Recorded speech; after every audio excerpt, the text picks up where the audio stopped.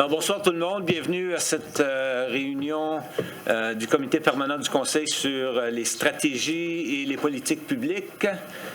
C'est une réunion où on reçoit des présentations de différents groupes et où du personnel, de notre personnel. Aucune résolution ou propositions seront faites. C'est pour accepter les dossiers, recevoir des dossiers sur lesquels des décisions seront prises un peu plus tard. Alors, bienvenue à tout ce beau monde.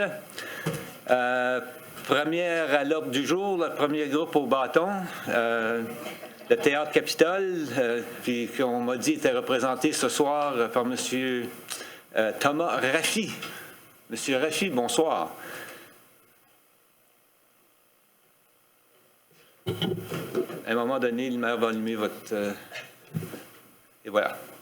Merci. Merci beaucoup. Merci, Monsieur le maire, pour votre message de bienvenue. J'espère que le bâton ne fera pas trop de dommages. Vous parlez d'un bâton, donc on va voir qu'est-ce qu'on va faire avec ce bâton-là. En tout cas, un grand merci, Monsieur le maire, Madame les conseillères, Monsieur les conseillers. Un grand merci de prendre le temps de nous rencontrer et de nous voir. Et merci beaucoup de donner cette occasion au Théâtre Capitole, justement, de vous faire une présentation. Permettez-moi d'abord aussi de me présenter.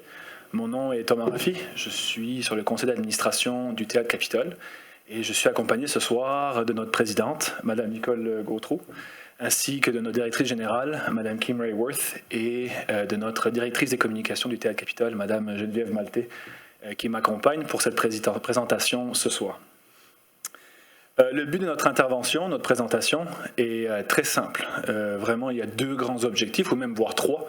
Le premier, c'est de vous parler du Théâtre Capitole, de notre programmation, mais surtout aussi de son impact positif pour notre communauté. Et tout ceci pour un troisième objectif qui est très clair, qui est de vous inviter à reconsidérer votre décision de diminution du budget qui a été accordé au Théâtre Capitole pour la prochaine année, d'une diminution de 10%. Parmi les trois municipalités fondatrices du Théâtre Capitole, la ville de Dieppe est de loin celle qui a connu le plus grand essor. Et nous croyons fermement d'ailleurs que cet essor que la ville a connu a été soutenu par l'abondance d'activités culturelles qui ont augmenté la qualité de la vie dans l'ensemble de la ville de Dieppe. La programmation du Capitole a fait une grande place à la culture francophone et nous sommes très fiers d'avoir produit des artistes de grand renom qui ont consolidé l'identité de la ville de Dieppe comme la plus grande cité francophone du Nouveau-Brunswick. Et l'évolution des trois communautés dans les 30 dernières années se démontre comme suivant. Comme vous pouvez le voir sur le graphique qui est devant vous, vous pouvez voir que dans les trois communautés, la ville de Dieppe a connu une croissance dans les 30 dernières années de 103%, un montant qui est fantastique quand on compare surtout aux deux autres municipalités, Riverview et Moncton, qui ont connu à leur tour des 18 et des 21%. 103% de croissance démographique, c'est sûr que c'est dû à des facteurs sociaux, économiques et démographiques de diverses sortes. Il y a une attraction, mais il y a surtout aussi une rétention. Et dans la rétention des citoyens, il y a une série de facteurs qui jouent un rôle crucial, que ce soit les services qui sont offerts bien évidemment par la ville, la qualité de vie, mais la qualité de vie s'explique aussi par l'apport des arts et de la culture qui font en sorte que les gens décident de rester dans une communauté. Mais avant ça, permettez-moi aussi de faire un survol rapide de l'historique de la naissance du Théâtre Capitole et de l'esprit communautaire qui a justement permis à ce projet d'avoir lieu. Comme vous le savez, nous avons été témoins d'une évolution incroyable dans la communauté de Dieppe et du Grand Moncton, et ce depuis les 25 dernières années. Et qui dit 25 ans dit aussi la fête et l'anniversaire du Théâtre Capitole cette année 2019, 25 ans que le Théâtre Capitole est un phare de l'art et de la culture dans la région. Mais il y a 25 ans passés, la réalité était toute complètement différente. C'était la fin d'une certaine période industrielle et économique dans le Grand Moncton, et la fin des années 80 était plutôt doom and gloom, si vous me permettez l'expression. Il y avait aussi des pionniers économiques qui se sont roulés les manches et qui ont travaillé d'arrache-pied pour réinventer le modèle économique que nous connaissons, que nous avons connu. L'adoption des technologies de l'information, les télécommunications ou même le bilinguisme ont été des facteurs déterminants pour la croissance économique que nous avons vue et qui ont été vraiment des pierres angulaires pour le développement de notre région. Et l'adoption de ce modèle économique se devait d'être enrichie par plusieurs actifs pour soutenir ce renouveau, cette renaissance du Grand Moncton. Et il fallait mettre en place des infrastructures pour permettre au renouveau d'avoir des racines. L'aéroport régional, l'expansion du parc des affaires et le théâtre Capitole sont ces infrastructures qui ont justement cimenté ce renouveau. Alors pour pouvoir attirer dans nos communautés des travailleurs du savoir, la région devait créer une communauté qui répondait à leurs besoins, des activités culturelles riches et diversifiées, une valorisation des deux cultures et des langues qui les transportent. C'est dans cet état d'esprit de rebâtir notre économie que les 3 conseils municipaux de la région, en partenariat avec les gouvernements provinciaux et fédéraux, ont développé le projet du redéveloppement du théâtre Capitole pour en faire un lieu de diffusion culturelle bilingue, multiculturelle et dans toutes les disciplines artistiques. La contribution de la ville de Dieppe est de 83 000 $ et ça a été la même depuis les 6 dernières années. Donc depuis 2013, il n'y a eu aucune augmentation. Vous savez, pour cette présentation, on dit souvent qu'une image vaut 1000 mots. Alors étant donné en plus qu'on parle d'art et la culture, nous avons fait appel à des services de quelqu'un qui est talentueux au niveau du graphisme pour vous présenter un peu plus ce que notre demande et ce que ça représente, ce que le théâtre Capitole représente pour notre communauté. Alors j'aimerais attirer votre attention à ce dessin ici. Vous voyez, il y a 2 arbres. Il y en a un à gauche qui est plus petit et nettement moins feuillu et qui ne produit aucun fruit comparé à celui de droite. Et on n'a pas besoin d'aller vraiment trop loin qu'il y a 4 ans passés, l'arbre qui est à gauche représente 2015, une date qu'on ne voit pas nécessairement, elle est en bas de l'écran. Le financement en 2015, le financement public représentait alors 45% du revenu total du Capitole. Et aujourd'hui, 4 ans plus tard, en 2019, ce même montant de nos membres fondateurs, dont la ville de Dieppe, représente maintenant 30% du revenu total. Donc une diminution de 15% dans les 4 dernières années.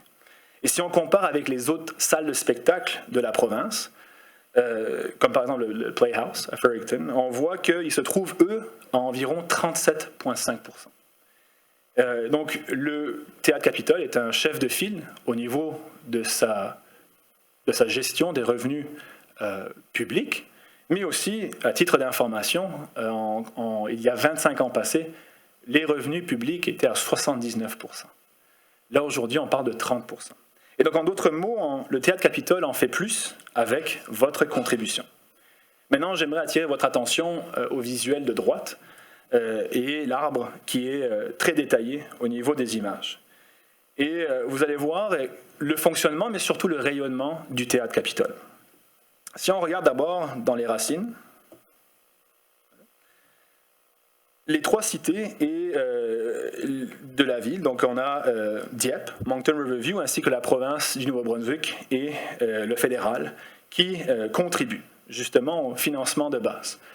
Et si je peux faire une parenthèse de botanique, si vous me le permettez, les racines sont très importantes pour l'évolution et la croissance d'un arbre. Sans ces racines, il n'y a pas d'arbre, il n'y a pas de tronc, il n'y a pas de feuillage, il n'y a pas de fruits. Et donc l'apport d'un arbre est quasiment nul. Et donc les racines doivent être là. Et elles soutiendront toujours l'arbre dans son évolution. Et donc les contributions nous permettent de planifier, les contributions des joueurs que vous voyez ici nous permettent de planifier une programmation, de maintenir une équipe compétente, de varier les disciplines artistiques et de faire place à nos groupes culturels, un espace professionnel entouré de professionnels et de l'industrie. Mais ce qui est vraiment important à souligner ici, c'est que le Théâtre Capitole, ce n'est pas un bâtiment. C'est plus que ça. C'est une équipe de professionnels qui entourent les artistes pour les développer et leur donner un espace de diffusion où leur talent sera mis en valeur devant plus de 100 000 visiteurs par année. Et donc les 3 municipalités ou les 3 communautés de Dieppe, Moncton et Riverview sont les membres fondateurs du Capitole. Nous avons 14 membres du conseil d'administration, dont 10 sont appointés ou nominés par les municipalités. La ville de Dieppe a d'ailleurs 2 membres sur notre CA, dont monsieur le conseiller Jean-Marc Brideau. Et de ce fait, contrôle ce qui se passe au Capitole. Donc vous êtes les membres fondateurs et le Capitole vous appartient. Si on regarde le tronc maintenant de l'arbre, les contributions des membres fondateurs, donc vous, et qui, je vous le rappelle, représentent 30% de notre revenu total, soutiennent nos opérations et donc nous permettent ensuite de générer un tronc de revenus qui soutiennent toutes les activités du Capitole. Et avec cette base, notre personnel se met à faire la multiplication des ressources accordées par les municipalités et à optimiser les revenus que nous sommes capables d'aller chercher d'autres sources qui généreront les 70% de revenus qui nous manquent. Donc nous devons dépenser plusieurs mois à l'avance pour confirmer une programmation qui d'ailleurs a été lancée il y a quelques semaines passées et qui sera diffusée bien souvent nettement plus tard. Parfois, nous annonçons en juin une programmation pour des artistes qui vont se présenter au mois de mai de l'année suivante. En d'autres termes, si on ne peut pas réserver des artistes grâce au fonds de nos fondateurs, on ne peut pas vendre de billets. Si on ne peut pas vendre de billets, on ne vend pas de commandites. S'il n'y a pas de commandites, on ne peut pas vendre des ventes, par exemple, au bar. Si on ne vend pas au bar, on n'a pas de revenus qui rentrent pour soutenir les autres dépenses du Capitole, que ce soit les revenus, l'électricité, le chauffage ou les traites de la mascotte Kevin du Capitole. Nous sommes donc entièrement dépendants du support de nos membres fondateurs pour avoir le fonds à investir dans notre programmation à venir et donc poursuivre notre mission. Toutefois, toutes les activités de programmation et de ce qui se passe à l'intérieur du Capitole est totalement dépendant de notre capacité à maintenir un staff compétent, qui est branché sur les dernières tendances du milieu culturel et capable d'anticiper les tendances de différentes sections du marché que nous servons. Ça nous amène donc aux branches de l'arbre qui représentent dans ce cas-ci la grande équipe du Capitole. On parle ici d'une quinzaine d'employés à temps plein, les 14 membres du CA, les 250 bénévoles, dont environ 30% viennent de Dieppe, les artisans, les techniciens, les ambassadeurs. Ce sont des gens qui mettent en œuvre la liaison des programmes. Ici, on parle des fruits ou des pommes qui sont dans l'arbre, et entre autres, on parle ici de la programmation, 50 spectacles qui sont offerts à chaque année de toutes sortes de disciplines artistiques, de danse contemporaine, toutes sortes de types de musique. On a des têtes d'affiche comme Grégory Charles, Louis-José Houd, Jean-Pierre Ferland et j'en passe. Nous avons aussi notre académie de théâtre qui offre une formation de théâtre à plus de 300 individus par année, des individus qui vont de 7 à 77 ans. Et 21% de nos élèves de l'académie viennent de Dieppe. Il y a la présentation de spectacles de location, des artistes qui sont en tournée et qui décident de se présenter et venir au Capitole. Nous avons aussi la production de notre comédie musicale qui maintenant depuis 4 ans, et la dernière comédie musicale a été présentée devant 10 000 spectateurs l'hiver dernier. Et cela met à l'emploi des centaines d'artistes, des techniciens, des artisans et des artistes et des acteurs locaux. Je parle en connaissance de cause, étant donné que mon propre frère était dans le dernier spectacle de La Belle et la Bête. Nous avons aussi réussi, au cours de la dernière année, à faire fructifier la production annuelle de comédie musicale qui a généralement fait ses frais et généré des revenus excédentaires. Et ces productions maison sont risquées et ne peuvent être contemplées sans avoir une base solide de financement pour assurer les activités de base du Capitole. Nos activités communautaires, comme les programmes d'accès que nous avons pour les jeunes et les moins nantis. Nous avons des spectacles où les gens décident du prix d'admission, des bourses à l'académie et des remises des rabais de 50% pour les gens de 30 ans et moins. Et nous contribuons à une vie culturelle vibrante. Le Théâtre Capitole est par exemple le lieu où se passent les cérémonies de citoyenneté. Donc nous avons des nouveaux Canadiens qui ont vraiment un moment spécial de leur vie au Théâtre Capitole. Donc il y a vraiment une association très importante qui est faite, où que ce soit les foires d'emploi, les conférences de presse et j'en passe. Les 2 derniers visuels que j'aimerais vous présenter, ce sont les cœurs et les signes de dollars. Les cœurs symbolisent donc les répercussions sociales, l'attachement social que les gens ont en raison des spectacles, en raison de ce que le Capitole offre dans la communauté. Et toutes les pommes que vous voyez sont des fruits qui sont partagés dans toute la communauté. Et comme vous le savez, an apple a day keeps the doctor away.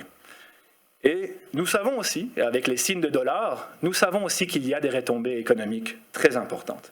D'ailleurs, en 2012, donc c'est une étude quand même qui date d'environ maintenant 7 ans, mais en 2012, la firme Jupia de M. David Campbell démontrait que le Théâtre Capitole avait une contribution d'environ 1,8 million de dollars dans le PIB de notre province, et l'apport direct et indirect, que ce soit direct au niveau avec la clientèle, mais aussi indirect, le fait que la clientèle décide d'aller au restaurant ou alors faire ses achats au centre commercial Champlain. Donc il y a un apport considérable économique et on le voit dans plusieurs études à l'échelle nationale où des études ont démontré que pour un apport, un investissement de 1 dollar dans les arts et la culture, des retombées allant jusqu'à 7 dollars sont possibles. Et à titre d'exemple aussi, on peut voir qu'un pays comme la France, on voit que le secteur des arts et la culture a dépassé le secteur de l'automobile au niveau de sa contribution dans l'économie du pays. Donc pour revenir à notre image, les fonds opérationnels reçus des municipalités sont la base sur laquelle nous bâtissons après année et sont les racines de notre programmation.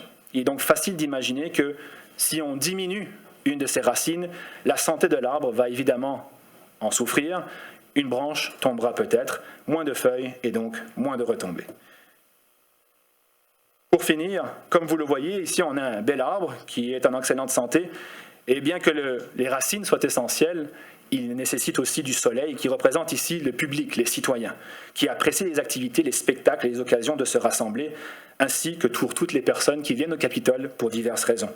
On a environ 100 000 visiteurs par année. Mais l'équipe du Capitole a réussi à faire croître son budget de 55% malgré la compétition dans le marché. Beaucoup de travail a été fait justement pour créer un programme de membres, élaborer une stratégie marketing et des nouvelles initiatives comme notre comédie musicale. 26% de nos achats sont effectués par des résidents de Dieppe, alors que la contribution de Dieppe représente 3,6% de notre budget global. On pourrait donc qualifier ceci comme un excellent retour sur votre investissement. Votre contribution financière est très importante, elle est cruciale justement parce qu'elle est la racine de l'arbre qu'est le Théâtre Capitole. Les racines qui permettent au tronc, aux branches et aux fruits d'exister et de prospérer. Et de ce fait, nous vous demandons ainsi et nous vous invitons donc à reconsidérer votre décision qui était d'une diminution de 10% du budget accordé par la Ville de Dieppe. Je vous remercie encore une fois pour cette présentation. Je serai libre pour des questions. Merci pour l'excellente présentation. Question de la part des membres du Conseil. Question, M. Alain. Merci beaucoup, M. le maire. Merci, Thomas. Une belle présentation. Monsieur le DG, c'est combien de... Il a nommé 83 000 $. Est-ce que c'était pas 88 000 $ à un moment donné?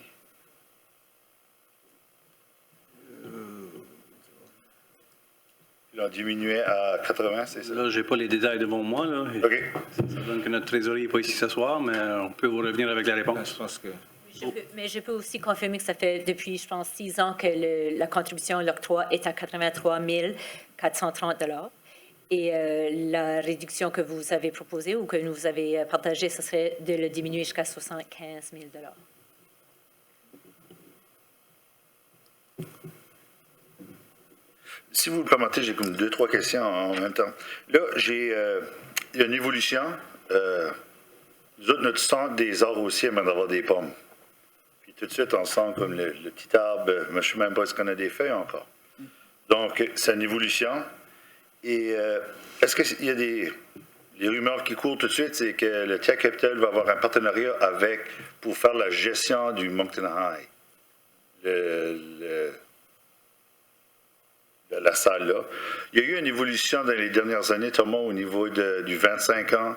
Le nombre de salles a augmenté. Ce serait vraiment intéressant de voir tous les chiffres là aussi, de voir l'évolution de la région.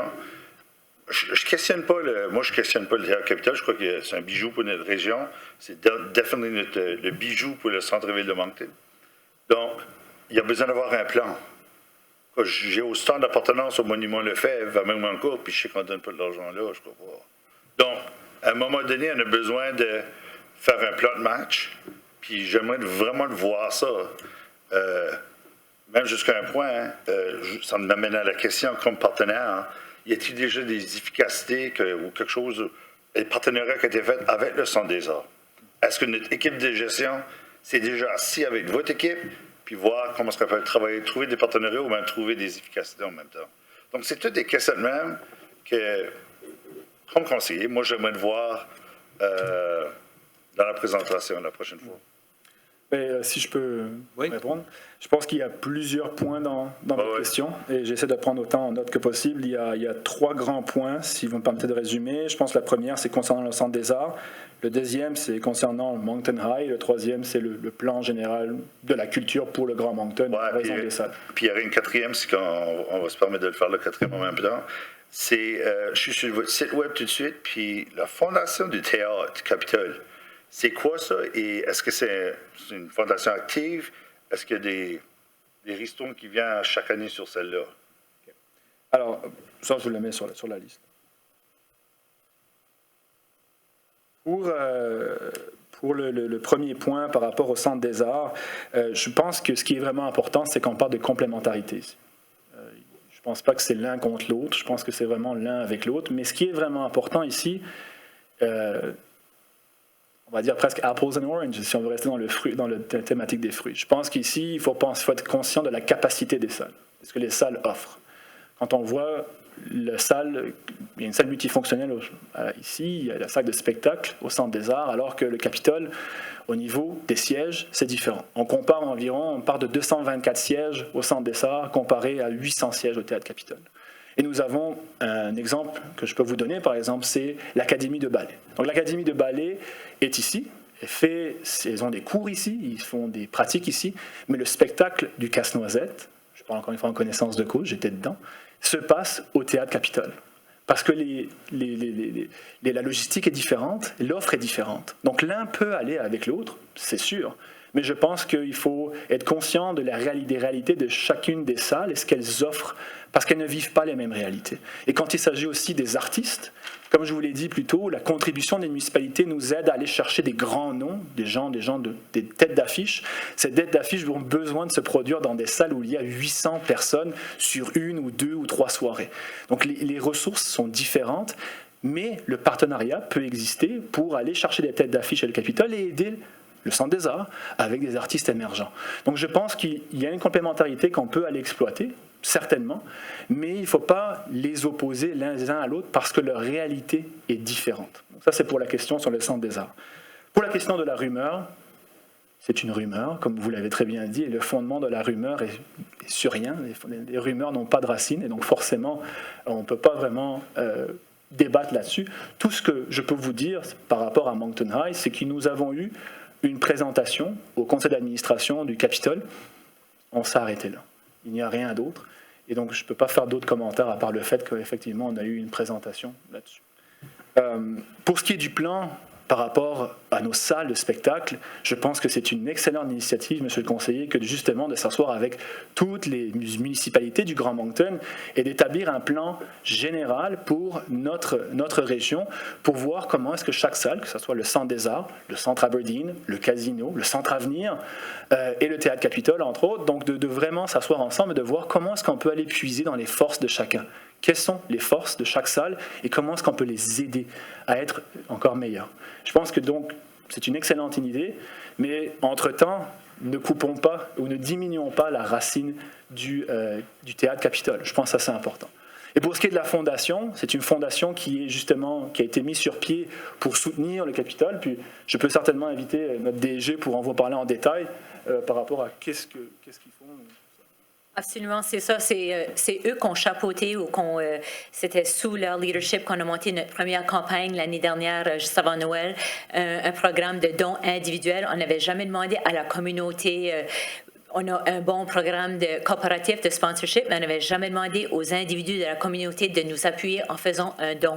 Alors, c'est la fondation, maintenant ça s'appelle les Amis du Théâtre Capitole, qui ont travaillé pour aller chercher des dons où est-ce qu'ils sont déposés dans un fonds de dotation.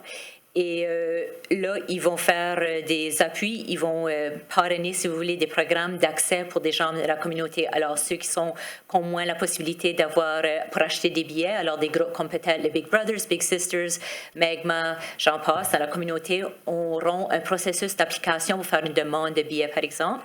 Il y a aussi des bourses de scolarité qui seront offertes aux élèves de nos cours de l'école du théâtre. Et le troisième programme, c'est aussi pour aider à payer le transport pour les matinées scolaires des élèves de la région. Alors, encore là, on est en train de monter le programme. Ça a été juste lancé à l'hiver passé, mais le fonds de dotation est là depuis les années 99-2000 et il est gestionné par ce comité-là qui maintenant commence à travailler sous ce nouveau programme-là. C'est le programme des dons individuels pour appuyer ces trois programmes-là. Juste pour revenir juste rapidement là, sur la question des centres des arts, c'est vrai, notre équipe de direction s'est rencontrée avec l'équipe de direction là, cet hiver. On a parlé de peut-être des best practices, puis s'il y a des manières de s'appuyer à identifier des partenariats. On n'a pas identifié, la porte est toujours ouverte, puis on se communique. Il y a des possibilités que notre école des arts de la scène, du théâtre, pourrait avoir peut-être offrir des cours ici. Là. Ça, c'est quelque chose que notre directrice nous a partagé aujourd'hui, qu'on aurait envie peut-être l'année prochaine de monter, de voir si on ne pourrait pas offrir des classes et des cours ici. Alors ça, c'est une option, mais aussi, on travaille en collaboration toujours avec un réseau de diffuseurs qui s'appelle Radar, que eux sont membres, nous, on est membres. Ça fait que c'est assez régulier et fréquent qu'on va se consulter et dire, regarde, cet artiste-là, nous autres, on aurait aimé le présenter, mais peut-être ça serait un meilleur fit pour votre salle ou notre salle. Ça fait qu'on se parle c'est vraiment, vraiment très régulièrement au courant de la saison quand on fait notre programmation. Mais oui, on est vraiment beaucoup intéressé de voir s'il y a des efficacités ou des best practices qu'on peut se partager comme tous les partenaires de la région. Je crois que c'est ça, Mme Herbert l'a dit. Du moins qu'on peut voir qu'il y a quelque chose de tangible, qu'il y a vraiment un partenariat, puis on travaille ensemble. Moi, je veux voir plus d'orange possible. Puis tout de suite, on a une petite débroussaille, that's it. So, je crois qu'il y a quand même, on a misé beaucoup. Je crois qu'on a mis les conseils auparavant, mis beaucoup d'argent dans le centre des arts. Pour moi, c'est quand même un hallmark de notre centre-ville, comme le Théâtre Capitole. Puis je vois qu'on peut faire, peut-être pas aussi tant, mais au moins donner la possibilité de s'épanouir. Puis vraiment y donner un bon coup de pouce. Mais c'est avec des professionnels comme vous qui vont nous aider à se rendre là aussi. Donc, moi, je trouve que c'est important. Puis la prochaine fois, peut-être même avoir des gens du Centre des arts ici à vous épauler, nous démontrer au moins que notre argent est mis à la bonne place aussi. Donc, c'est tout, M. le maire. Merci beaucoup, hein, guys. Merci. Monsieur le conseiller Godet. Merci, M. le maire. Kim vient juste de toucher le sujet que j'allais soulever. C'était toute la question des activités au niveau de l'Académie de théâtre. Je pense. Une des lacunes qu'on a au niveau du Centre culturel à Dieppe, puis c'est une lacune dont je parle depuis 2 ans, c'est l'absence de l'art dramatique, l'absence de la formation de l'art dramatique. Et vous êtes équipés, vous avez des gens, des professionnels qui font le travail là-dedans, puis je verrai avec tous les souhaits possibles, qu'il y ait de quoi, où il y aura un partenariat entre le Théâtre Capitole et le Centre culturel, pour au moins ouvrir la possibilité d'avoir des arts dramatiques au niveau du centre. Pas des arts dramatiques dans le sens que des gens viennent faire de la scène du théâtre, mais avoir sur place. Vous avez un programme que vous appelez programme d'accès, programme d'activité communautaire. Peut-être ça se classe dans cette affaire-là, dans cette section-là. Mais j'aimerais probablement d'ici à 1 an voir la possibilité que les 2 groupes puissent développer un plan d'affaires pour avoir du théâtre ici à Dieppe. Je pense que c'est important. On a des jeunes ici. Je ne pense pas que ça va enlever de votre programme d'été. Mais il pourrait y avoir des programmes très succincts pendant l'hiver, les fins de semaine, etc. Puis avec vos professionnels, on pourrait faire de quoi donc? Non, c'est sûr. Nous, nos cours de l'école de théâtre, ça se fait sur les 3 saisons, l'automne, hiver, mais aussi les camps d'été. Puis, c'est comme je l'ai mentionné, notre directrice de ce programme-là, Mélanie Lavoie, nous l'a mentionné aujourd'hui qu'elle prévoit que ça serait possible de monter un partenariat avec soit vos membres ici au centre, de voir ce qui aurait intérêt. C'est sûr qu'on voit des inscriptions des jeunes qui sont intéressés à prendre ces cours-là. Ils viennent déjà à l'Académie du Théâtre Capitole. Mais je veux dire, ça serait toujours possible de voir, ça serait possible à faire la livraison de ce programme-là ici.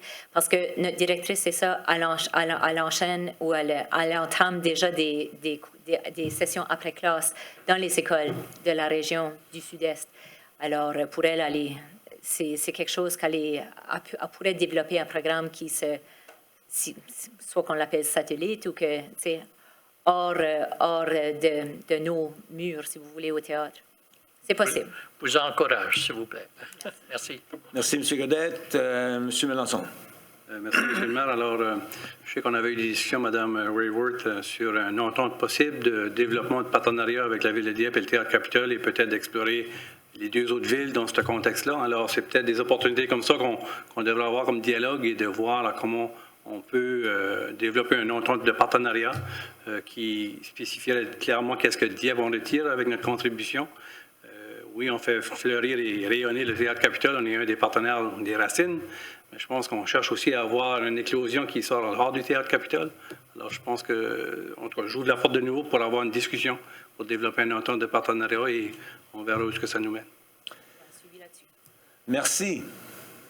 Merci à tous. Je ne vois pas d'autres lumières qui s'allument. Alors, merci de votre présentation. Puis, si vous n'avez pas plus d'argent, hein, vous avez eu plus de temps ce soir. Vous nous avez entendu. Deux fois le temps qui était prévu. Mais une chose que je peux vous assurer, c'est que tous les représentants de Dieppe qui ont été présidents du conseil d'administration ont fait que du bon travail pour vous. Alors, dans ce sens-là, je suis certain que ça va continuer. C'est très fort. Très bon point. Alors là-dessus, je voudrais vraiment remercier Mme Gautreau pour son implication très directe. On apprécie vraiment votre travail au niveau de la représentation de la Ville de Dieppe. Merci. Merci. Alors, on va passer au prochain sujet qui nous amène toujours un peu dans le domaine des arts et de la culture pour discuter du Congrès mondial acadien et autres discussions. Alors, M. François Aymon, accompagné d'Éric Haché. Bonsoir, bienvenue. Bonsoir. La petite vidéo.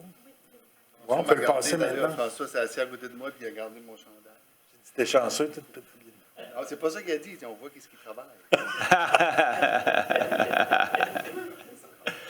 Oui, on a une petite vidéo, une petite présentation de 60 secondes en commençant.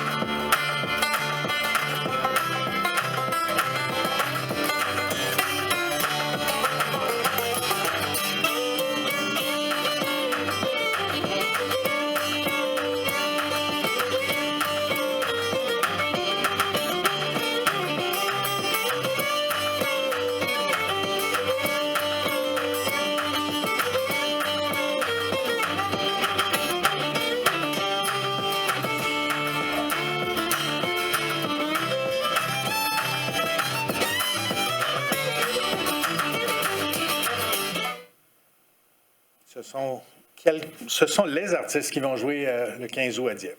Toute la liste. Cette liste-là, cette vidéo-là est sur la page Facebook et sur le site web du Congrès mondial acadien. Bonsoir, merci de nous accueillir. François Aymon, je suis le producteur délégué puis responsable des grands événements. Donc, le 15 août tombe dans la catégorie des grands événements. Et je suis ce soir accompagné de Von Madden, la directrice générale du Congrès, et Éric Haché, directeur de la logistique. Cette journée-là, du 15 août, donc, va commencer à midi, ici à la place 1604, où on va donner la place aux jeunes. On va faire avec la FGFNB, on a un partenariat. La finale du concours accro de la chanson va avoir lieu donc pour la première fois en dehors de l'année scolaire, le 15 août, sur la place 1604. Les demi-finalistes, ils ont eu la demi-finale, ils ont choisi. On a les finalistes, 3 dans la catégorie solo, 3 catégories groupe. Ça va se dérouler ici, avec ensuite suivi d'un spectacle de Tommy Young et Caroline Savoie, qui va compléter la journée. À place 1604, on poursuit avec la cérémonie protocolaire des fêtes du 15 août. Donc, tous les invités dignitaires qui vont s'être déplacés dans la région pour le Congrès mondial acadien vont être invités à marquer marquer l'occasion de façon plus solennelle.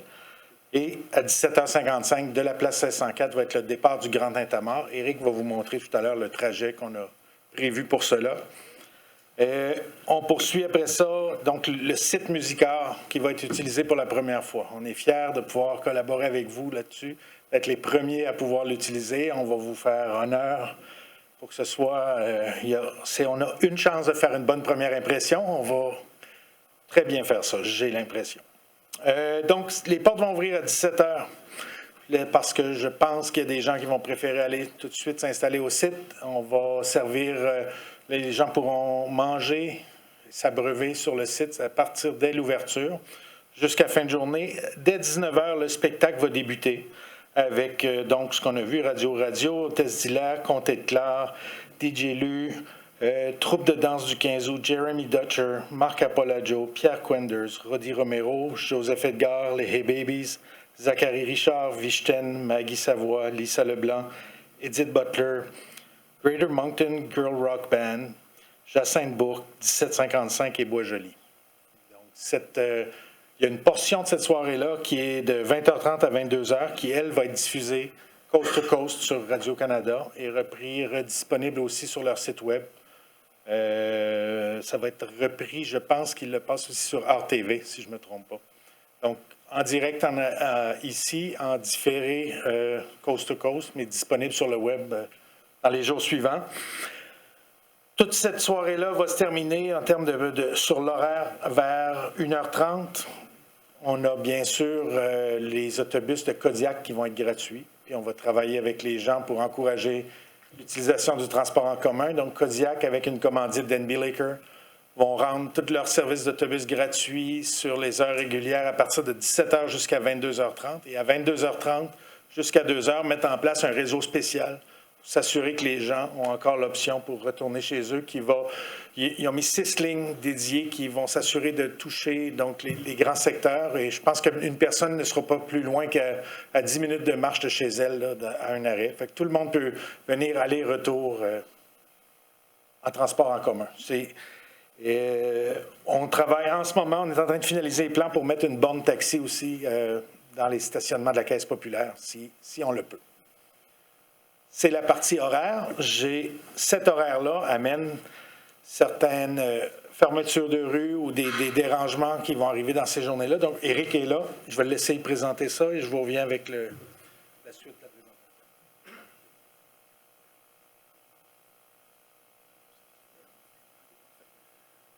présentation. Avant de rentrer là, la logistique, c'est pas des arbres avec des pommes, puis c'est pas des vidéos non plus. Là. Oh! Oui.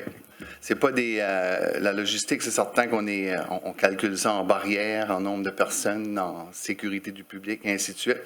Puis, nous, on a 2 sites à travailler avec, qui est Place 1604, puis le nouveau site Musiart, puis on a le chemin pour se rendre entre les deux, dans le fond. Ça fait que notre fermeture de rue, elle va se diviser un peu en 3 sections. La première section que vous voyez là, c'est de midi à 18h. On va être sur la place 1604. Donc, on a besoin de fermer une partie de la rue du Marché, puis la rue Gaspé, qui de toute façon, je crois, est déjà fermée ou contrôlée pour un bout de l'été. Ça, c'est de 12h à 19h, c'est-à-dire que c'est pendant l'activité qu'il y a sur la place. Gauvin, pas tu as dit Gaspé, là, mais je pense que tu voulais dire la Gauvin. Oui, tu as raison. Oui, merci. Je ne les ai pas pris par cœur encore. Oui, tu as raison. Puis, ça fait que ces rues-là vont être fermées pendant que la place 1604 est active. Puis, pendant que le Tintamarre s'en va vers, moi j'appelle ça vers le haut de la ville, parce qu'on regarde tout le temps, on a le bas de la ville puis le haut de la ville sur nos cartes. Là. Ça, c'est pour la partie de 12h à 19h. Après ça, si on avance, je clique juste là. Yeah, parfait. Là, on se prépare pour les gens qui vont monter vers le haut de la ville ou vers le site, qui est de 16h à 3h AM. Donc, à 16h, on commence à fermer tout ce qui est en haut là, donc qui inclut la rue Gourde, la rue Notre-Dame, la rue Cousteau, la rue Sainte-Thérèse. Donc, on se prépare, puis en plus, on se prépare à ouvrir le site, comme François disait, à 17h. Donc, on veut que ça soit prêt pour que les gens commencent à aller vers le site Musiard. Après ça, le Tintamarre. Le Tintamarre va demander une fermeture, mais celui-là, on va le tenir aussi serré qu'on peut sur le Tintamarre. C'est-à-dire, quand on sera prêt, quand on se considérera, on veut aller, si possible, le Tintamarre est à 6 heures. C'est possible de commencer à fermer à moins quart. On fermera à moins quart, mais on ira d'après la sécurité des gens qui est là, puis le trafic piétonnier qu'il y aura là. C'est sûr qu'on a les plans, la compagnie de sécurité qui est EL Expert va aller devant, va fermer les rues, la GRC va suivre, après ça, le public va suivre, on va fermer avec la GRC à nouveau, après ça, on va avoir les travaux publics qui vont revenir ouvrir les rues. Ça fait, on a les plans opérationnels sont en train de se créer, sont en train de se faire. C'est certain qu'il y a beaucoup, beaucoup de détails à penser, à faire et à investir, mais on s'en va vers une bonne place, je crois. Ceci, c'est pour vous montrer la partie complète, dans le fond, de la fermeture. C'est les 3 sections. Donc, comme vous voyez là, les violettes de 16h à 3h, excuse-moi, les violettes seraient de 12h à 19h. Tout ce qui est bleu, c'est de 16h à 3h AM. Puis, le brun serait fermé de 17h à 19h, qui est la partie Tintamarre. On va créer, c'est certain que d'avoir une école juste en face de notre site, c'est super intéressant pour la question des parcours d'autobus. Il va y avoir Kodiak qui va venir dropper des gens ou déposer des gens à l'école Sainte-Thérèse. On va servir de la gourde, on va contrôler l'accès à la gourde pour que nos autobus peuvent rentrer et sortir. Tous nos les tour operators, là, les tour operators, les gens qu'on va savoir qui viennent, on leur demande de nous rejoindre parce qu'on va leur offrir une option de venir déposer les gens. Comme François disait, on travaille sur une zone taxi à Uni Corporation. On a encore les détails là à régler, mais on aurait, parce que ce site-là est intéressant, parce que les gens vont juste sortir du site Musiard puis arrivent droit au stationnement qui est là. C'est sûr que pour nous, c'est très important de mettre la bonne affichage et tout, mais si on s'occupe de cette partie-là, on est en train de la développer. Là. Objets interdits sur les sites, puis les objets permis.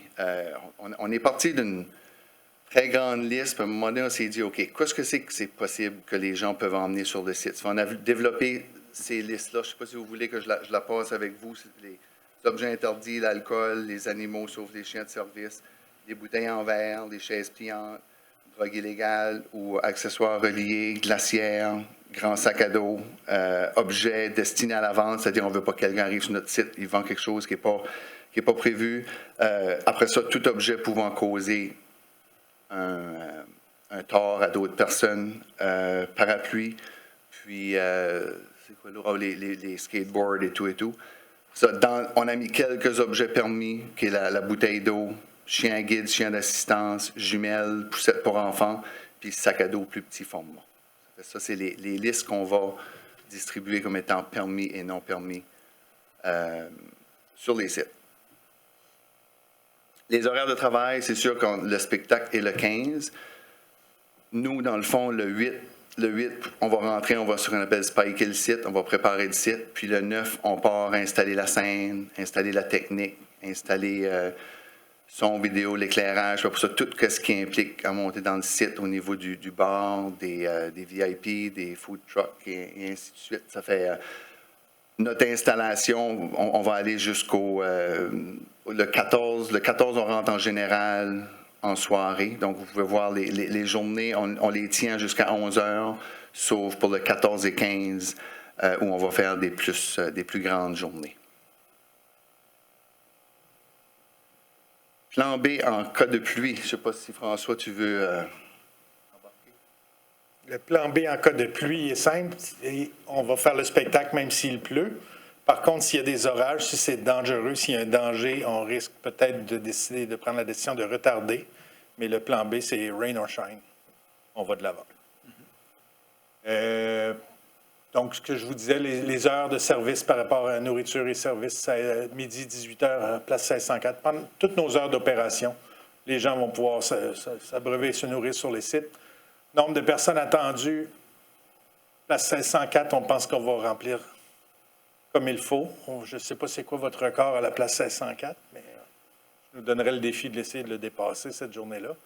Et le nombre de personnes sur le site Muscas, s'il fait moins beau, 10 000. S'il fait très, très beau, 20, 25.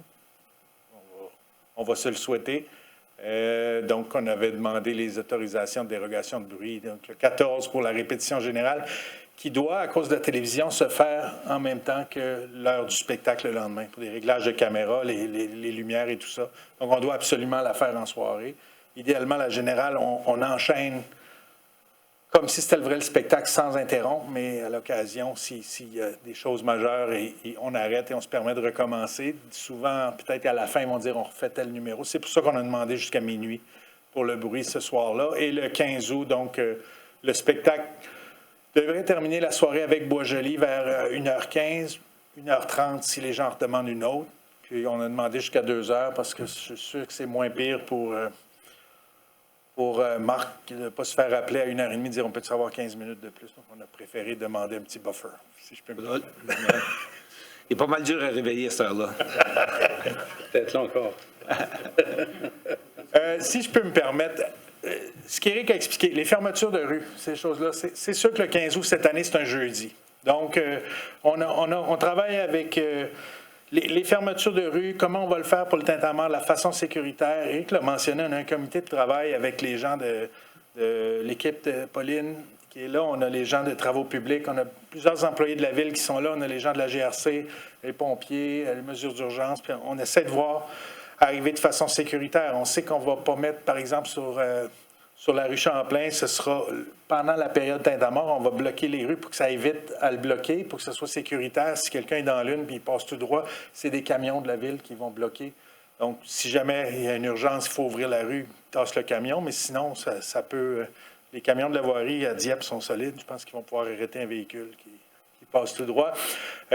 On va faire notre plan de communication, travailler. On a eu des rencontres avec l'équipe des communications à la ville. Notre équipe aussi. Les messages clés qu'on veut communiquer, c'est la carte de fermeture des rues.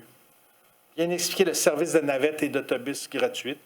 On va parler des stationnements limités, mais encourager les gens à se stationner à des points de cueillette ou des points où le transport en commun de Kodiak est offert. Par exemple, on a un partenariat avec Irving. On va encourager les gens à aller le Kent, puis on sait que Kodiak a mis un arrêt dans le circuit, même jusqu'à 2 heures du matin, qui passe près du Kent. Ils sont assurés, d'ailleurs, j'ai peut-être oublié de vous le dire, pour les autobus de nuit. Ils vont faire le tour et les circuits sont assurés que ça passait près des 36 hôtels qu'il y a dans la région de Dieppe, Moncton, Riverview. Les gens qui viennent de l'extérieur aussi pourront être bien raccompagnés. Donc, on va encourager les gens dans les coms à utiliser les transports en commun en le communiquant bien. Les chaises, on sait que les gens souvent vont vouloir amener leurs chaises. La raison qu'on l'interdit, il y a une question de sécurité, il y a une question de la place, qu'on a besoin de la place pour les gens. Donc, on sait que c'est un challenge. On va mettre au site musical des gradins. On essaie de trouver le plus de gradins qu'on peut. Dans le haut, sur le terrain, là, il y a une pente, puis dans le haut de la pente, ça va nous permettre de séparer notre site aussi avec la zone de service. Donc, on va essayer d'installer des gradins pour accommoder les gens. Bien sûr, ça va être sur un premier rendu, premier servi. Après ça, donc cette chose-là, on sait qu'il va falloir communiquer comme il faut, encourager c'est un beau terrain, c'est un beau parc, d'amener des couvertures, s'installer confortablement. C'est une belle grande soirée. Place 504, même chose. On va les encourager à porter leur couverture. Les objets permis et interdits sur les sites, on va l'expliquer, le communiquer. pour permettre une entrée plus rapide, parce que les gens vont être... il va falloir fouiller les sacs et tout ça, mais au niveau du plan d'entrée de l'équipe logistique, c'est fait pour accélérer ça. Donc, les gens qui n'ont pas de sac vont avoir une ligne qui peuvent entrer directement et ainsi de suite. On va communiquer ces choses-là, puis même chose de la zone de taxi. Donc, les moyens de communication qu'on a convenus, le site web du CMA, bien sûr. Toutes les informations vont être centralisées sur le site web du CMA, puis deviendra le point de référence pour les informations par rapport à cette journée-là. La Ville de Dieppe va pouvoir afficher une brève description de l'événement sur son site web, mais un lien qui renvoie les gens vers le site du CMA. Les informations sur le 15 août vont être versées sur le site web du CMA dans une page info pratique qui est actuellement en développement, puis dans les pages qui vont porter spécifiquement sur le 15 août. Donc, si on explique les fermetures de rue, les heures, les choses comme ça, les gens vont pouvoir retrouver l'information là aussi. On va prendre des publicités dans les médias de la région, c'est-à-dire Acadie Nouvelle, Times, Transcript, pour bien pouvoir expliquer ça et remettre les cartes et réexpliquer ces choses-là. Ces publicitaires ont le logo, CMA, Ville de Dieppe. On a les lettres aux résidents. Donc, on est en train de finaliser un projet de lettres. Les employés du CMA vont le distribuer en porte-à-porte à tous les résidents des rues affectées. Donc, on va aller. Et ceux qui sont même du côté site Musicard, où on risque de peut-être faire du bruit certains soirs, on va s'assurer d'avoir une discussion avec ces gens-là. Puis, on va leur proposer des épinglettes. Donc, pour nous faire pardonner de leur mettre du bruit dans leurs oreilles, comme ça. Sinon, la lettre va être distribuée. Si jamais des gens ne répondent pas, nous, on va noter tous les gens qui ont été rencontrés. Puis, on va pouvoir dire la lettre a été déposée, mais il n'y avait personne. On va réessayer 2 fois. Je pense qu'on a parlé avec l'équipe d'étudiants ce matin qui vont faire ça. Il y a 4 personnes qui, d'ici 2 semaines, vont faire cette tournée-là des villes. Bien expliquer le contenu de la lettre qui, elle, donne les heures de fermeture et tout ça. Les gens des riverains des rues affectées, les rues fermées, c'est-à-dire Cousteau, Gould, Sainte-Thérèse, vont avoir une vignette qu'on va leur donner pour leur véhicule pour qu'ils puissent avoir accès et se déplacer. On va leur demander, dans l'explication, c'est qu'on va leur demander leur collaboration le soir du spectacle, de l'utiliser qu'en cas de besoin, mais on comprend qu'on ne peut pas...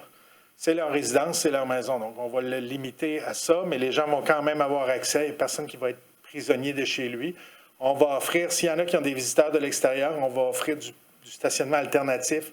Du côté du collège communautaire, on va en réserver quelques-uns. On a accès, nous, à tout le parking du collège. On va en réserver quelques-uns pour les résidents comme ça. Donc, quand on va faire notre tournée, c'est une des questions dans ces rues-là qu'on va demander aux résidents. Sur les messages clés, donc, sont développés en collaboration avec la Ville. Donc, s'il y a des choses que le Conseil souhaite qu'on mette l'emphase dessus, ça nous fera plaisir d'y travailler aussi. On utilise beaucoup les médias sociaux et les publicités écrites. C'est tout? Oui. C'est tout. OK. Question de la part des membres du Conseil, en débutant avec M. Thibodeau. Merci, M. le maire. Merci pour la présentation. C'est bien planifié, il me semble. Il y a juste une question. Lorsque vous mettez votre horaire de travail sur le site événementiel, il y a notre arrêté va jusqu'à 22 heures pour les bruits excessifs. Puis ici, vous allez jusqu'à 23 heures et d'autres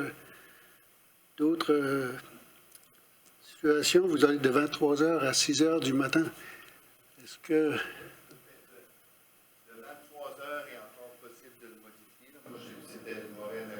Au microphone, s'il vous plaît. Éric, oui. Excusez. Je suis habitué. D'habitude, j'ai une guitare dans un micro. Ouais, je vais vérifier ça pour le 22 à 23 heures. C'est peut-être une erreur de notre part qu'on l'a mis, mais c'est possible de le modifier, il n'y a pas de problème. Puis, oui, l'autre question, la partie la nuit, là, à un moment donné, on a besoin de faire du travail d'éclairage, donc il n'y a pas de bruit d'associer à ça. C'est le travail de la gang de vidéo. La gang de vidéo d'éclairage, ils ne peuvent pas travailler de jour, il faut qu'ils le voient de nuit. Donc, c'est eux qui vont travailler là. OK. Je pourrais vérifier le 22 avant. S'il n'y a pas de bruit, c'est pas de problème.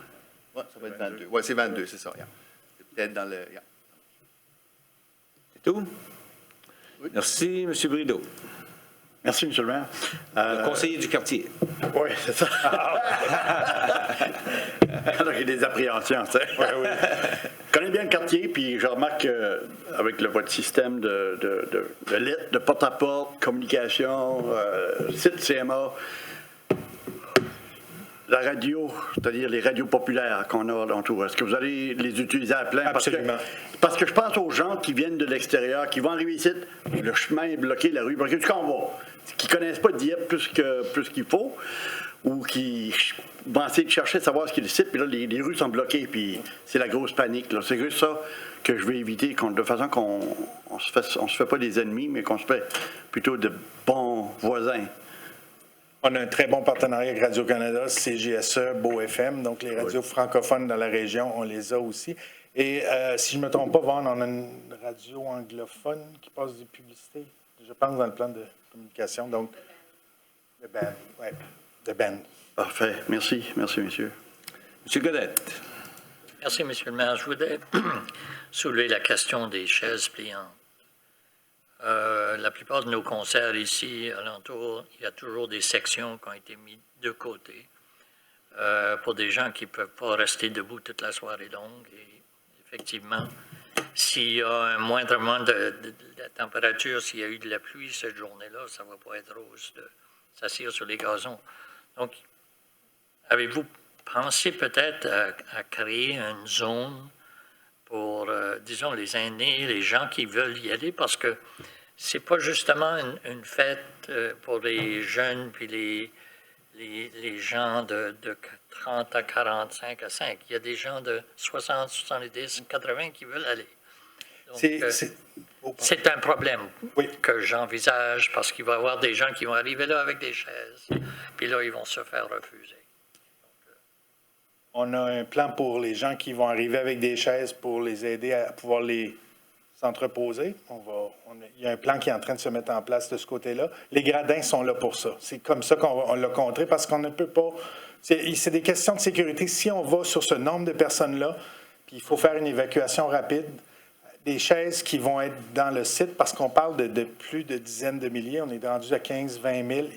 Il y a une question de sécurité là-dessus. Il y a une question de pouvoir, justement, accommoder ce nombre de places-là. Une chaise, ça prend beaucoup de place. C'est la façon que les gens ont l'habitude de les installer. Donc, c'est pour ça qu'on est allé avec le système de gradins. Et il y a aussi des zones pour les personnes à mobilité réduite qui sont prévues, qui vont être installées. Est-ce que vous pouvez réserver les gradins pour ceux qui en ont besoin? On peut absolument le faire, réserver des gradins pour ces personnes-là, puis on va avoir des bénévoles qui vont s'assurer.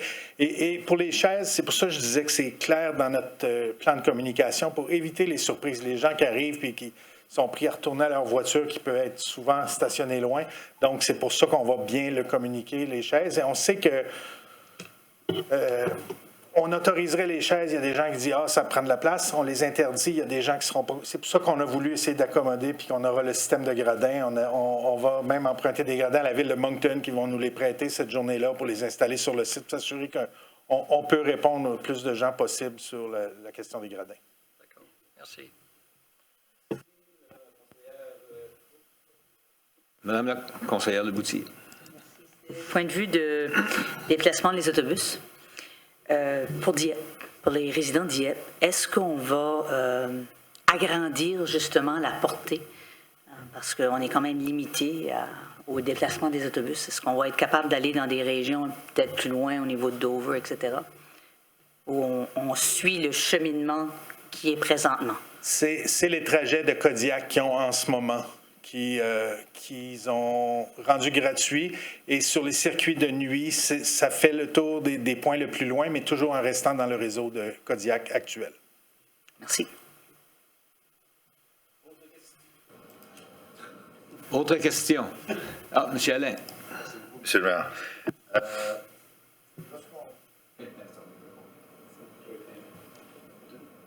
Tu l'as fermé. Touche. Excuse.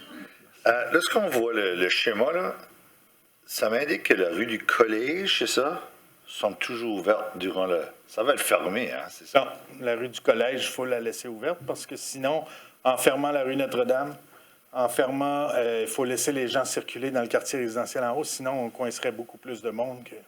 C'est vraiment Notre-Dame qu'on a besoin de garder fermée parce qu'il y a le chantier de construction. Donc, personne ne va circuler du côté de la rue du Collège vers le site musical. Tout va se faire par la rue Notre-Dame.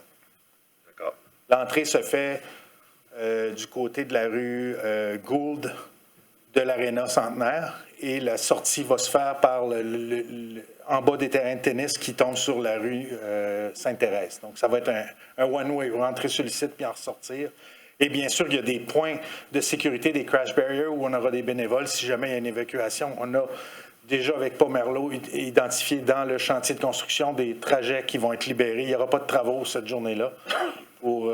Déjà, il y a des trajets d'identifier un peu partout pour s'il faut faire une évacuation rapide du site aussi, c'est prévu de ce côté-là. Puis je crois que c'est ça, comme le conseiller Brideau dit, je crois que le message clé, c'est faire sûr qu'on avertit nos gens, nos résidents. Les lettres, c'est important. Puis le plus tôt possible qu'on peut le faire tout au courant de l'été, faisons-le.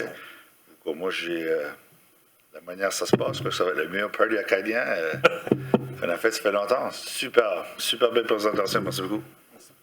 Merci. Deuxième ronde, Mme Leboutier. Merci. J'ai oublié. On n'a pas décrit la route du Tintamarre. Ça va prendre. On l'a pas décrit. Ça descend ça part de la place 1604 vers. Je pense qu'on a une carte. On part sur la rue Gauvin. Ça va partir de la place 1604, la rue Gauvin jusqu'au rond-point, qui est rue du. Je pense que ça s'appelle rue du Collège de ce côté-là, de la Champlain aussi. On monte rue du Collège, on tourne sur la rue Champlain jusqu'à Notre-Dame pour monter vers le site Musicard. C'est 1,4 km exactement. Merci. Monsieur le maire, si vous me permettez. M. Melançon. Peut-être pour le transport en commun, peut-être ajouter que les gens qui demeurent à l'extérieur des lignes de Kodiak peuvent se stationner, comme exemple, à Anna-Malenfant et prendre l'autobus transport en commun, l'église Saint-Anselme qui est stationnée tout près de la Miro, que l'autobus passe devant, et d'autres endroits publics comme ça. Alors, ça évite d'avoir un besoin de stationnement au centre-ville. Alors, ils peuvent profiter. Je sais qu'il y a un déplacement de voiture, mais ça évite d'avoir du stationnement de coincé au centre-ville. Merci. M. Alain. Puis juste dans la même veine, est-ce qu'on ne devrait pas comme identifier des écoles de même comme Anna-Malenfant, Amiro, que les gens pourraient... C'est sur les lignes existantes, donc faisant comme ça des places de stationnement. Je pense qu'il y a des points qu'on peut identifier. Ouais, il y a des points que les gens vont aller naturellement se stationner proche des zones de transfert d'autobus, mais c'est quand Kodiak va publier, parce que c'est eux qui préparent la carte du réseau ce soir-là. Quand ils vont la sortir, ça va être très clair qu'il y a des stationnements, il y a des lignes qui passent proche de l'Université de Moncton. Il y a beaucoup de stationnements proche de où il y a l'ancien Costco, le Power Center. Il y a plusieurs endroits comme ça où... Est-ce qu'on peut identifier au moins comme le top 10 pour nous autres à Dieppe ici? Oui. Je crois que ça... Avec l'initialisation, je crois que ça je vois qu'une personne d'autorité est en train de prendre des notes. Directement dans le dossier. Et on a aussi un Place Champlain qui est quand même un endroit important. Okay. Autre chose?